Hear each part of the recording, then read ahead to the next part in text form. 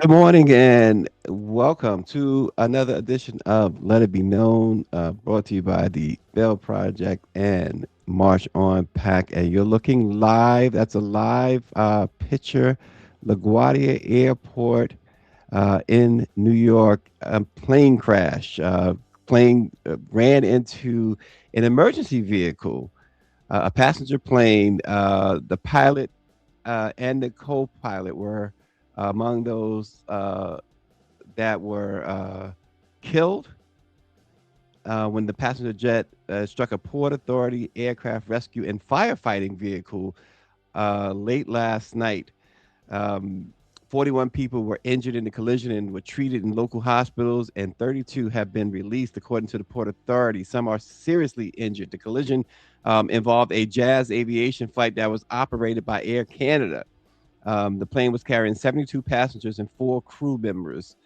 The Port Authority aircraft rescue and firefighter truck said that they was responding to an unrelated report of an odor on a United Airlines flight when it was struck at 11:40 p.m. Last night Eastern time. The LaGuardia is now closed. Reports say it won't open. They don't expect to reopen until 2 p.m. today, but some say it could open a lot sooner. Um, but the closure will have some extended um, residuals, police presence, the long lines, etc., etc., etc.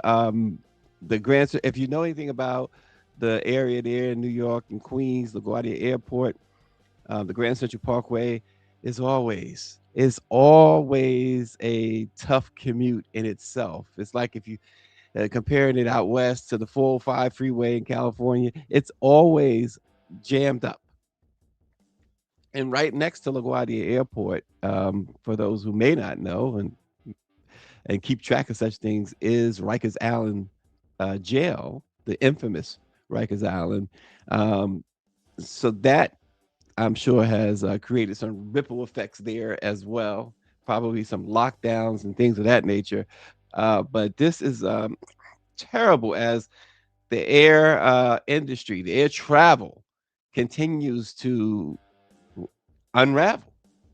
And we're going to get into more of that.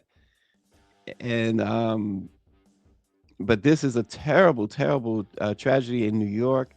The an Air Canada flight or a flight operated by Air Canada strikes a emergency vehicle. Four people are dead.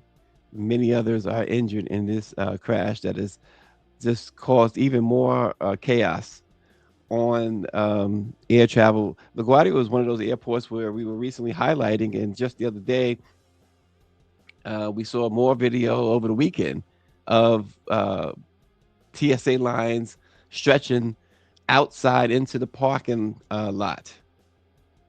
And good morning, ONG says, can't blame DE and I. No, you cannot. No, you cannot. A terrible tragedy um, in New York. Um, you just hope that things like this, you always hope it wakes up people who need to be woken up, like Congress, the president. Um, and and now they're not, of course, saying that this has anything to do with the shutdown and with the lack of TSA, but there's been air travel problems for over a year now, serious problems, and it's apparently not getting any better at all. And so here we are. United Airlines CEO Scott Kirby said that that airline is going to cancel about 5%. See, just exacerbating the problem. They're going to cancel about 5% of their flights this year because of jet fuel prices, because of the Middle East conflict. He says if prices stayed at this level, which they are now, it would mean an extra $11 billion in annual expense just for jet fuel. The United's current plan is to restore the full schedule later this fall. He says he hopes to anyway. Forecasters say oil prices could soar to a staggering $200 a barrel because of this conflict in the Middle East. And those who watch the market, they warn that the effective closure of the Strait of Hormuz, through which roughly a fifth of global oil supplies pass, is already pushing crude prices sharply high and could trigger an unprecedented spike if disruption continues. And look, today was some sort of deadline day, according to the president. And RG says, "Happy Monday, Trump chickened out again. His 48-hour threat was weak as pond water. He is delaying his attack on Iran's power grid." Yeah, that was the trade-off, right? If they didn't open that strait, that it would be this attack on the power grid.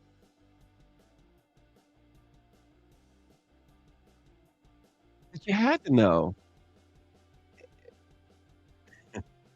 I don't know about this, Pete Hesketh, it's just that these guys are just not the most qualified. So, um, most in their positions would know that a conflict with Iran would would be you're just not gonna go in there, and just run over them with no resistance. And yes, Orange, at $200 a barrel, gas prices, we're gonna see unprecedented gas prices. And some places, and maybe many places, more likely, it is going to reach that $10 a gallon, threshold.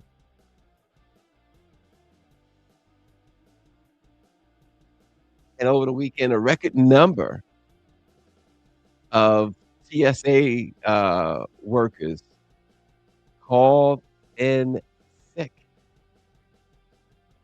And, did you see those lines? 20 airports in the US, though, their security screenings is, handled by private companies, and their checkpoints also are seeing long lines. So you got airports like San Francisco, Kansas City, Orlando, and 17 smaller facilities, have this, TSA screening partnership program where they could bring in private, companies. They use contractors at the checkpoints. And of course, the president is now saying that he is going to sick ice on the airports. And think about the delays that you see now. You have ICE there. ICE is not trained for this. And so now you have them at the airports. You have a lot of people, and you got to remember, according to all the statistics that we've been given, and none really disputed by the government, the overwhelming majority of people who have been picked up by ICE have turned out to be American citizens. And that's why when you profile, you can often get stuff wrong. So imagine being at the airport, and ICE's instinct is to find those who are not in the country legally in the first place, and many of them have proven that many of these ICE agents, eh, they look at a person who has some color in their skin, and automatically, their prejudices kick in.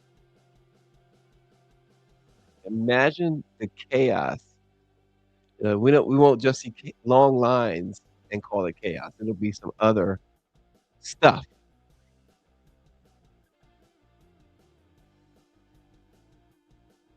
You see there again in the parking lots of airports, the lines have stretched. I'm just hitting on Amtrak, y'all. That's the bottom line. If I gotta go somewhere I was thinking about, I have a daughter and grandchildren out west. I was just thinking about that. I was like, "You know what? It wouldn't be bad, take some time, take the Amtrak, like, down to Orangey Land in New Orleans and hang out with him for a little bit, get some, seafood and whatever it is that he drinks, and then get on the train, head to, like, Chicago for a couple of days. Take your time and then get out west. That train ride across the country, you see some nice stuff, right? Take your mind off the crazy stuff that goes on. Orange G says Greyhound bus sounds, nice as an alternative as well. I don't know, I just can't maybe, I haven't been on a Greyhound bus in forever. Oh, he says, "Hurry up before the hurricane season starts." I haven't been on a Greyhound bus forever, but I do know that there are certain seats on Amtrak that you can really, you can stretch out but not all. That's true. Unless you get a sleeper room, and I'm kinda there's some folks have to talk to me about these sleeper rooms. I had a friend who, said that they are nice, but then others who say, uh, they're not so great." I'm not too keen on sleeping on a bed in a train that I don't know. It just I don't know. I don't know. I have to check some stuff out. But, Greyhound, it's always cool when it's a big bus and the driver's driving and, he's an expert at what he's doing and the way he rolls up on other vehicles and stuff like that. So maybe, I don't know. I have to check it out. I have to plot it out 'cause I was just thinking about it because 'cause I'm not getting up. I just don't have right now, I'm just not getting up here, and some family members of mine are not happy with that, conclusion of mine that I am just not prepared to go up there.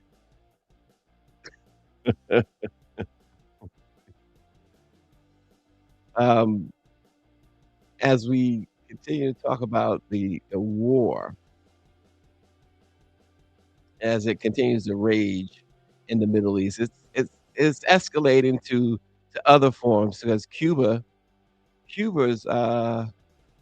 deputy foreign, minister said, this weekend that the nation's, military is preparing for the possibility of military aggression from the United States, and he said that it would be naive for Cuba's leaders to ignore the possibility of conflict with the United States. Um, he says our military is always prepared, and in fact, is preparing these days for the possibility of military aggression. This is Carlos Fernandez de Castillo. He says we would be naive to not to consider the possibility, looking at what's happening around the world. Of course, tensions between the US and Cuba have been escalating following the military operation in Venezuela that led to the capture of Venezuelan President Nicolas Maduro, who had a very close relationship with Cuba's leadership. And we know that Trump, during a press conference, and Marco Rubio both were very adamant that Cuba was on the firing line.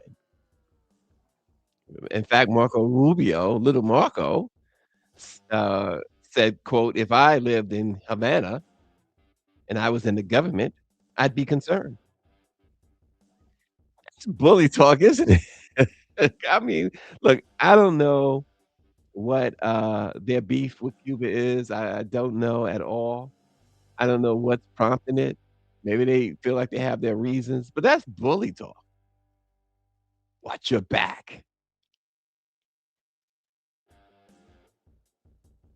It's, this constant war, and this is an administration that said that we would not have war.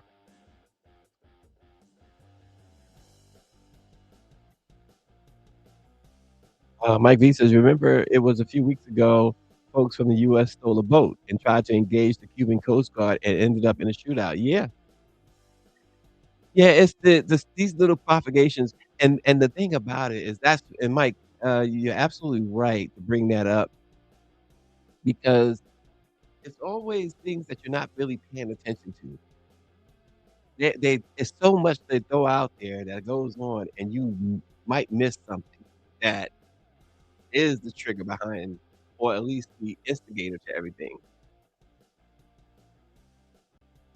That is a good point.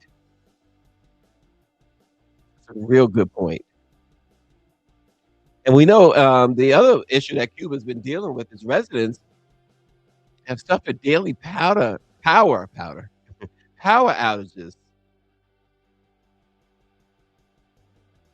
Power grids in the country collapsed again on Saturday, leaving the country without electricity for a third time in this month.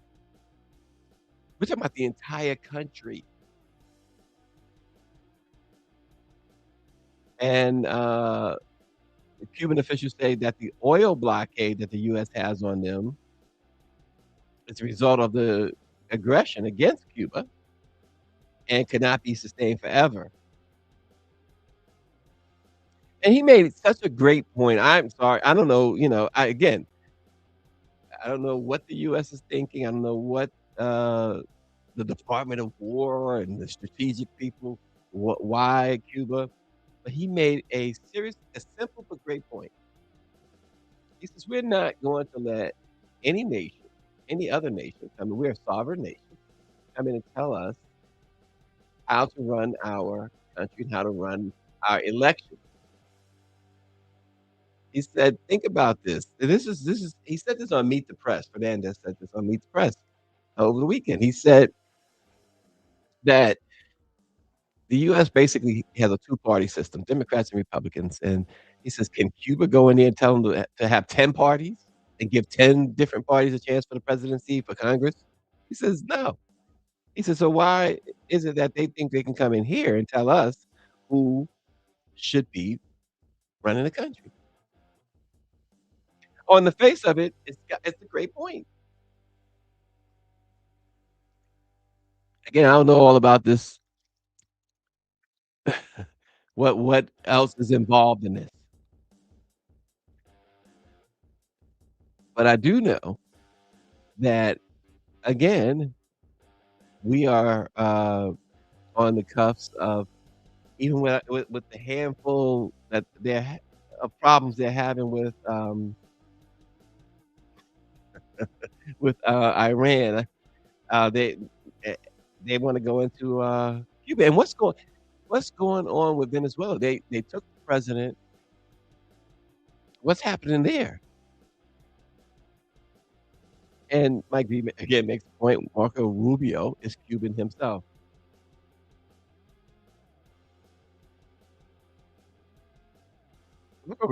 Rubio is a very interesting individual. He's a very interesting individual. Uh, I always will put him with Ted Cruz and how the fact that the president absolutely verbally undressed them,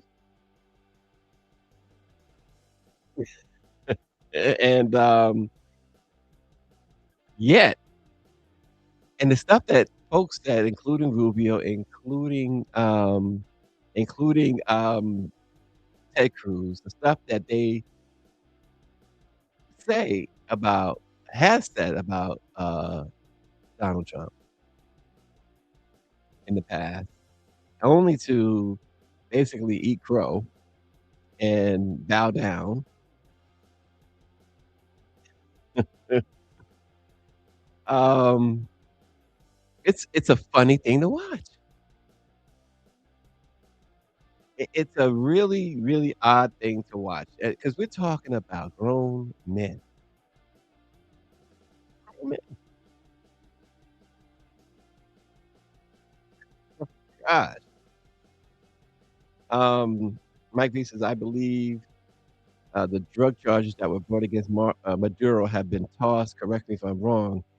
Yeah, they have, but I don't know what the other charge. There's some other charges that are going on. But as we've learned, as we know, I should say, look, they could just hold them. Who's gonna challenge them, right? Except, they'll hear it from on the world, stage, but that doesn't seem to bother them. RNG has his say about Rubio and white Hispanics.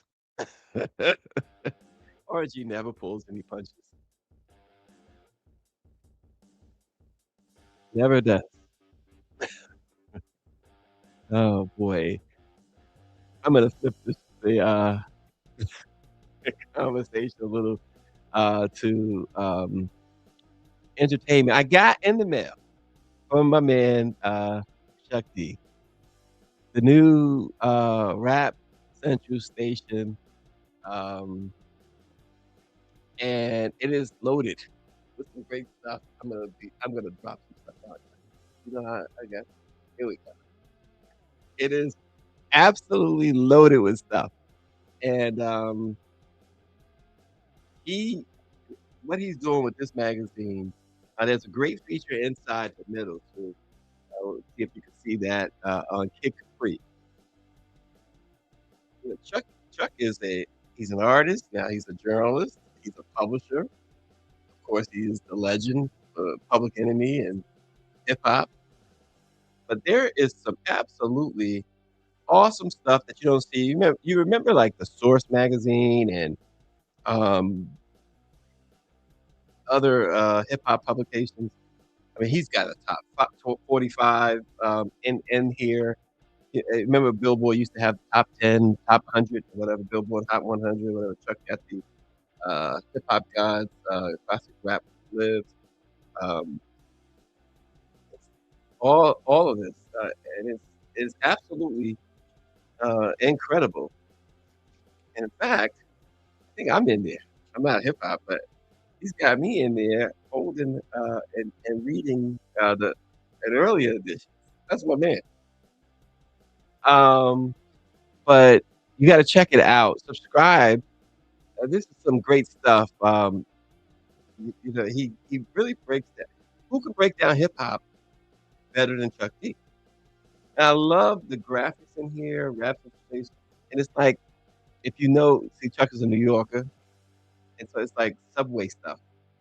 The way he has the chapters and things of that nature, they're in little circles and bubbles like a F train, E train, stuff like that. But it is really, really the photography in here, yeah, is off the chain.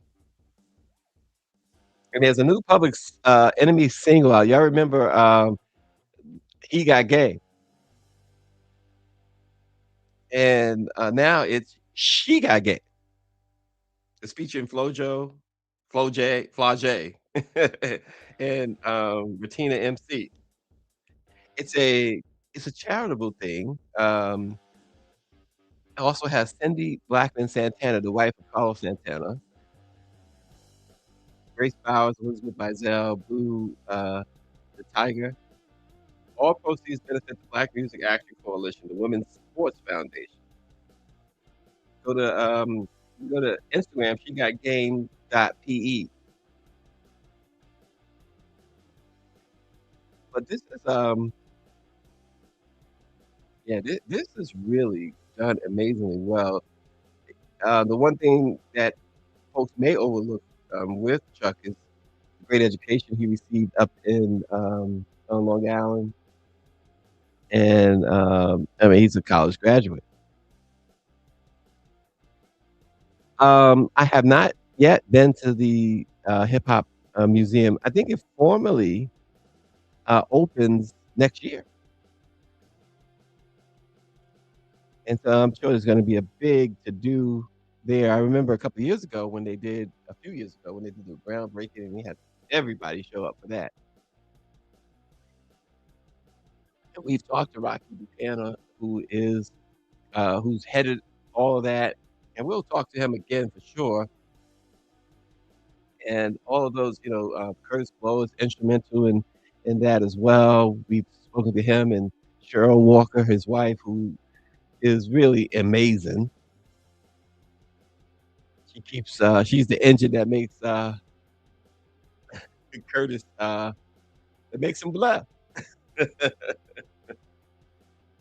But check these rap Central Station. It's really cool.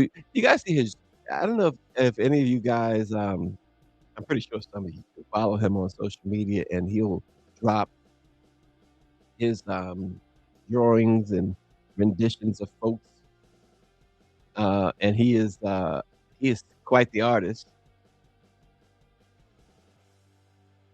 We saw him and recently he and Flav and Dougie Fresh and the Sugar Hill Gang, Grandmaster Flash, Melly Mel, they were doing it's a hip hop tour, old school, and it was just off the chain. But check out Rap Central Station, folks, and you won't be disappointed. It's 7.99. This is the spring 2026 issue. 7.99. So I think he has an issue each what summer, winter, spring, fall. Busta Rhymes on the cover of this one. So check it out. 7.99 well spent. I say it right when I said he sends me one in the mail, and I'm telling y'all it's 7.99 well spent. I didn't spend 7. Oh boy, turning the Michael movie is coming and turning our attention to the drama. It's like why drama from within the family, especially from the children of Michael Jackson. Um, Paris Jackson, Michael's daughter, is fighting, and obviously this is not about anything except control, ultimate control of the estate. Ultimately, eventually, based on Michael Jackson's will, she is going to control at least 1/3 of it. She has 2 brothers. But it appears, without knowing all of the intricate details, it appears that this attorney she has named a guy named Craig Peters out of California, based on what sources have described as some things that presentations in the court the last few days. He is trying to take over the estate. He believes he knows more about the estate than the executors who've run this estate since Michael's death in 2009. And this is, you got all these lawyers in the room, multi-million dollar lawyers, and supposedly the fight that she's raised is over $625 in what she calls bonuses to other lawyers. Um, but you're fighting over $625,000 that you think that the estate inappropriately gave to lawyers who have helped preserve and protect your father's image and legacy. And let's face it, it's not a criticism, but it's not an easy job protecting the image of Michael Jackson because of all of the allegations, because of somebody's always filing claims. She gets this lawyer, Craig Peters, who does not have any experience in estate management, estate things at all. In fact, by his own bio on his own website, this guy is a personal injury attorney. But it is believed, unfortunately, and I'll start with unfortunately and with fortunately. Unfortunately, Paris has had battles, she's admitted that she's had battles with mental health and even suicide attempts. And I think you have an attorney who has come in, saw these vulnerabilities, and is taking advantage of her. She's still young, she doesn't know it all. She's 27 years old. I'm not saying that I don't know her, so I can't say that she's intelligent or not, but she's young, and this guy savvy enough to come he has no experience whatsoever. 625 this estate has earned $3 billion, $3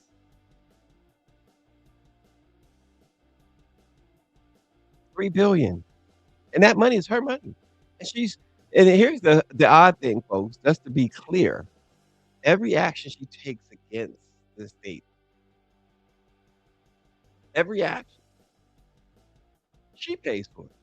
She can't win unless somehow a judge says, "Okay, we're gonna give you and your lawyer or your lawyer control." Even that, I can't imagine that she would win because this lawyer, who knows? I mean, who knows what he might do. But the point is, for instance, in January, the court, because she lost her challenge then, one of her many challenges, they ordered her to pay something like $115,000 in legal fees for the estate. That's so you gotta pay yourself 150 because that's your money, really. They're just John Branca, John McClane, folks at the estate, they're just managing this the way her father said that he wanted them to manage.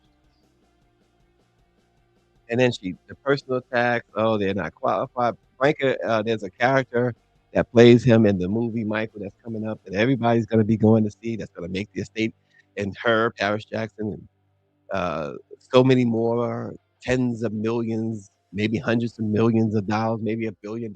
The box office on Michael is gonna be absolutely insane. It's gonna be insane. When they say blockbusters, this is gonna it's like everything that Michael would do, right? When someone did something and then he came out with it was like you couldn't even describe how big it was. Blockbusters probably won't even begin to describe, uh, the Michael movie and how, that's going to be. And that is whether you're a fan or not. People are gonna be curious. These trailers that they've been dropping have just you can't help but wanna see it. And then they've been teasing, it must be good because they've been teasing that this is only the first of what might be 3 movies. And this movie covers, I'm told, up to, 1984. And that's when they had the Victory Tour, which really was the Thriller Tour. It was like the Thriller Tour, Michael's Celebration. Okay, Jackie Teeter, Jermaine Marlon, Randy, come on. Yeah, you can get a little piece of this. And it's not no, again, no disrespect to the brothers. I've always said I admire the brothers simply, if for no other reason, to be able to perform on that stage at that level with the greatest, it means that you guys are pretty darn good.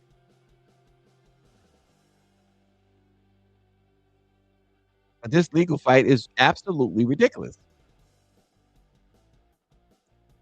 Um, she's ups one of the things, as I mentioned, she's upset that, they cast an actor to play, John Branca.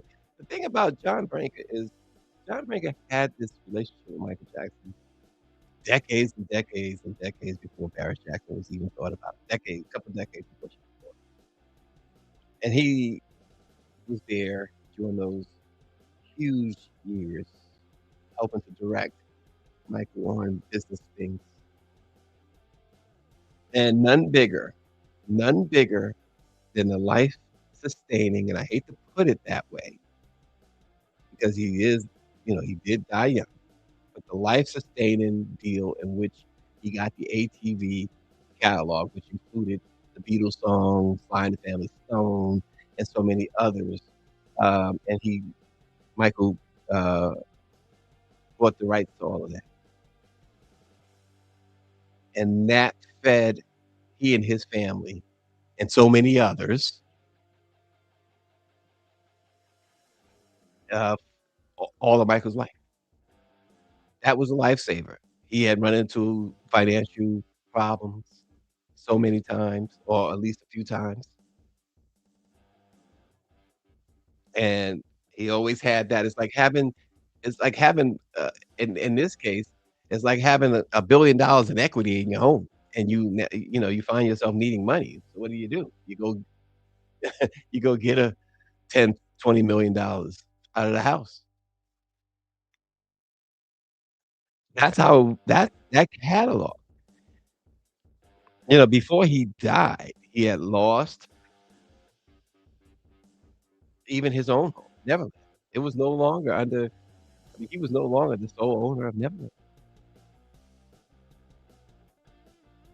It was so much, and when he died, I always find it incredible that he died a $500 million in debt and a reputation that was absolutely tattered, destroyed almost.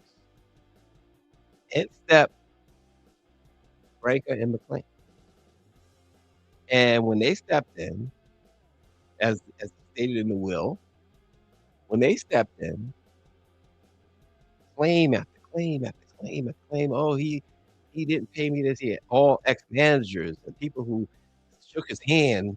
It's, "Oh, he owes me, $5 million. He owes me 20 million. He owes me this, he owes," and it all had to be litigated.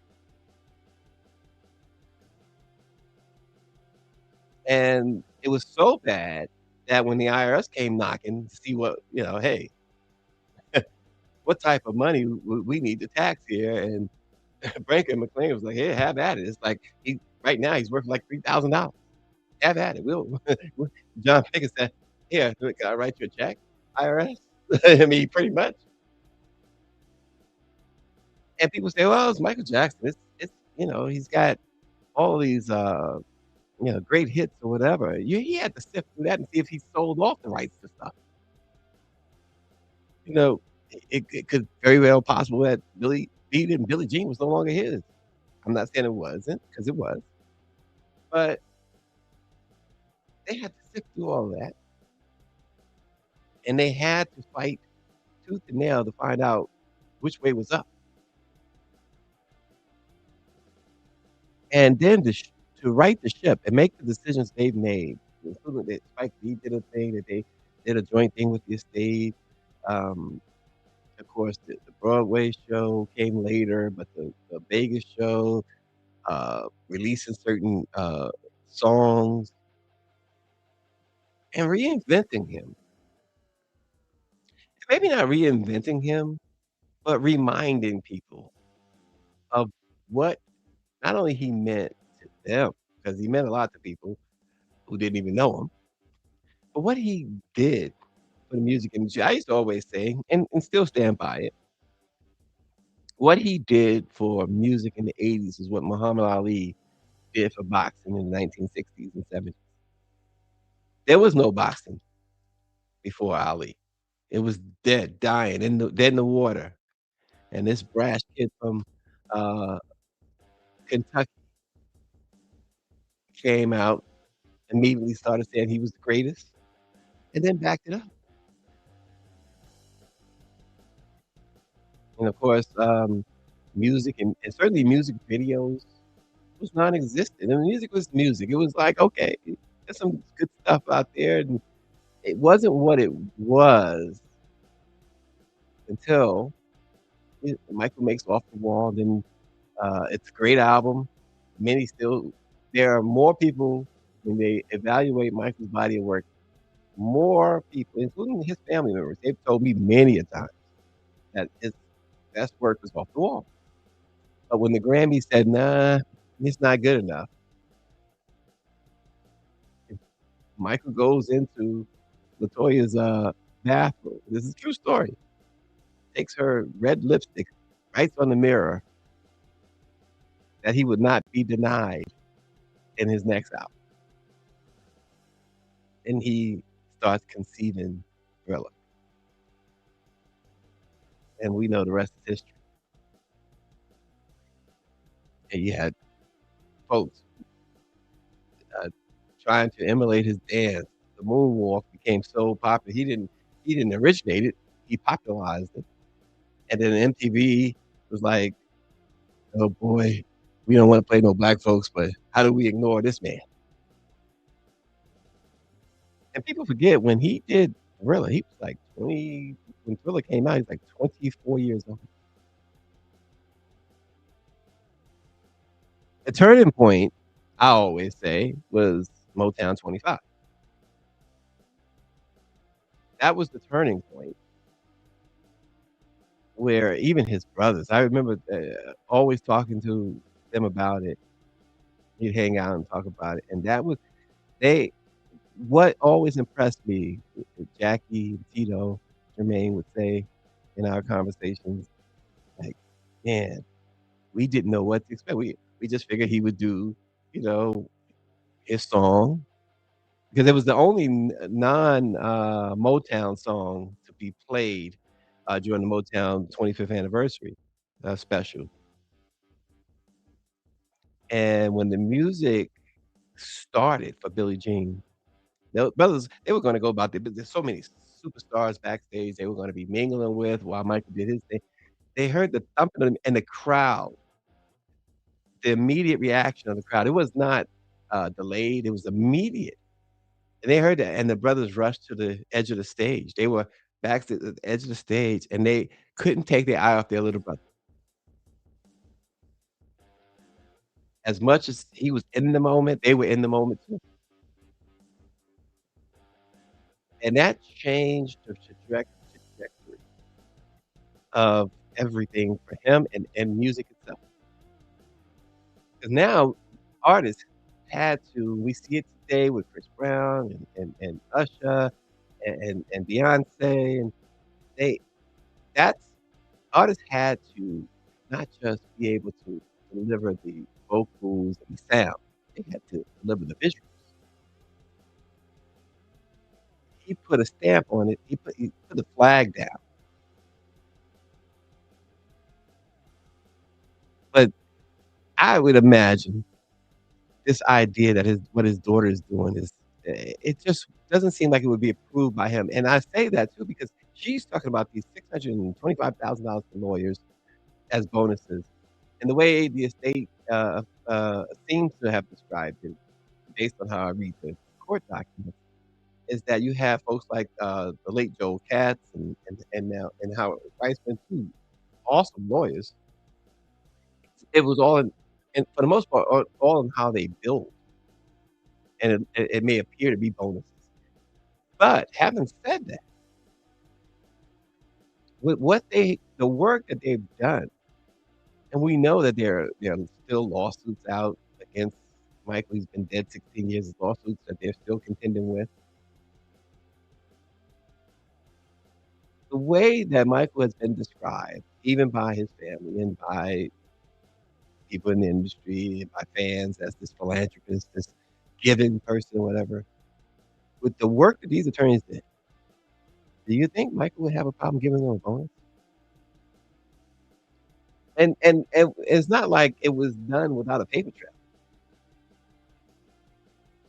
So, the point is,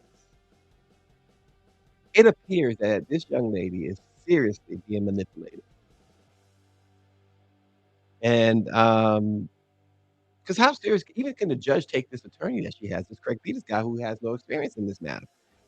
It's like what they say about representing yourself, a fool for a client. Why didn't the question becomes, why didn't she at least one of the questions I would have, why didn't she get an estate somebody who was, versed in this type of, law, this estate law, estate planning, etcetera. My guess is that those experienced estate planners, estate law probably did say or would have said, "N that you have no claim here. Leave these people alone. Enjoy the ride." As Jermaine said to Janet, "Go with the wave, ride the wave." Hey, come on. But, hey, that's where it's at. You can read more about it. I did an article, in the New York Post about this situation. You know, you can read about it today. Um, Something else is going on in New York. We talked about the tragedy with we talked about the New York Post. Well, the start of Broadway season, and why that's exciting is because of Easter, in part. The 2025 Broadway season um, officially begins April 28th. That's for Tony Awards, but the previews have begun. And they include Joe Turner's Coming Gone. That's with Cedric the Entertainer and Taraji P. Henson. But this is the one that I really have been looking. I think I want to see this proof. Don Cheadle, I think, is one of the best actors ever, ever. And so to see him on the Broadway stage should be a treat. Of course, that's and you know I'm not going to pronounce her name right, but uh, Ale Edebiri, who by I mean, whose body of work is amazing as well. That should be um, some really great stuff. They're starting next week,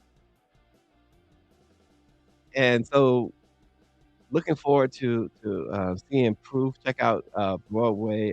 They also on the bill this year. Of course, Alicia Keys' Hell's Kitchen still running strong, award winning. I saw that. It's just the most amazing musical. I'm not a musical guy. You know, I like plays, I like drama, but Alicia Keys' Hell's Kitchen was bar none. It was fabulous. Um, you have Disney's beautiful Beauty and the Beast, the Blue Man Group, Tina, the Tina Turner musical, all part of what is coming up. Um, Dog Day Afternoon, as you see here. These are giant. I don't know about Becky Shaw, y'all. I don't know about that. But here, this and he's talking about another great actor, Adrian Brody, The Fear of 13 with Tessa Thompson. That's another drama. Is at the James Earl Jones Theater, and they've already began showing previews or running previews. And there's the plot right there. Nick Harris spends more than 2 decades on death row for a murder he insists he did not commit. We know the story all too well, don't we?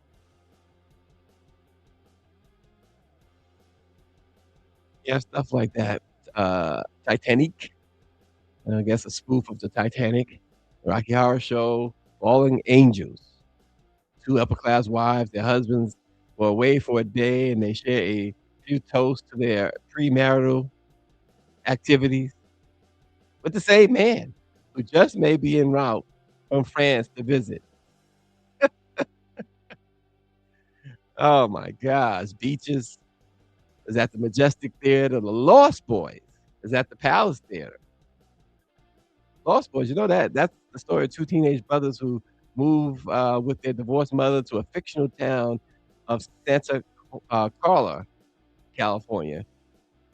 They discover that the town is a haven for vampires. And there is Joe Turner's Come and Gone.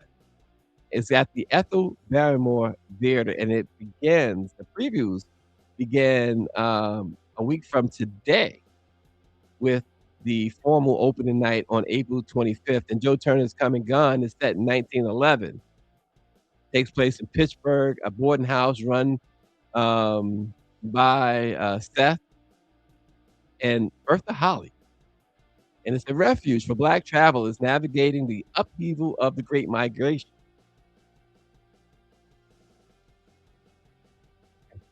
So, but there, that is really what I want to see. Proof.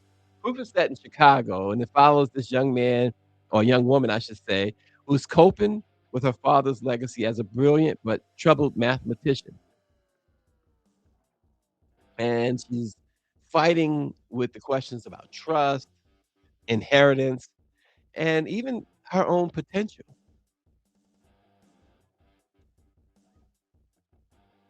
So really want to check that out.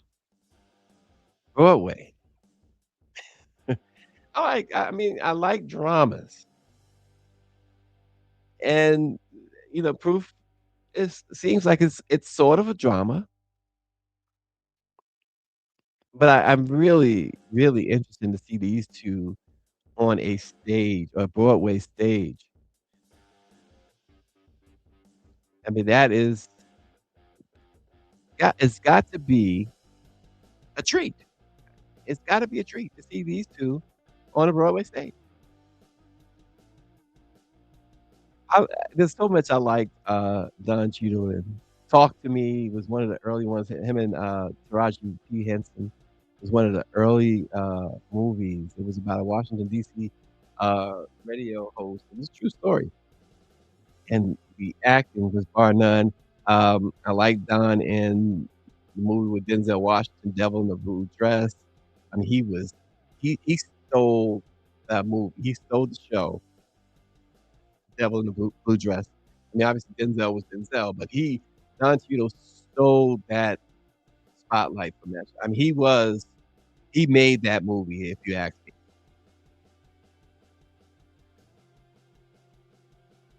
Big Don Cheadle fan, obviously, but it should be interesting if you are into Broadway. They have the traveling shows as well, so you don't always have to go all the way to the Big Apple if you don't want to. I know RNG doesn't go to the Big Apple. Mike might go. Mike D probably goes. Check out some shows.